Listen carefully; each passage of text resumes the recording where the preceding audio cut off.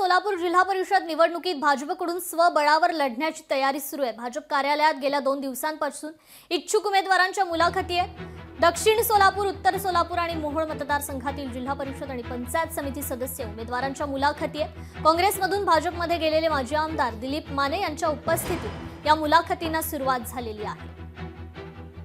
नगरपालिकेला पण मी सांगितलं होतं की सगळ्या ठिकाणी आम्ही भारतीय जनता पार्टी कमळ चिन्ह घेऊन लढतोय। आम्ही लढलो, आमचा नारा होता 75 क्रॉस, पण एवढं भरभरून या इथल्या मतदारांनी आम्हाला ताकद दिली। 78 102 मधले 87 नगरसेवक महापालिकेत आणले। फार मोठा रेशो महाराष्ट्रामध्ये या सोलापूरचा मिळालेला आहे। आमच्याकडे रणनीती आहे।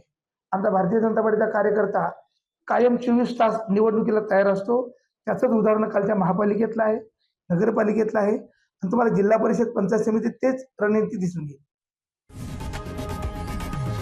लोकशाही मराठी ऐका, पहा, जागरूक रहा।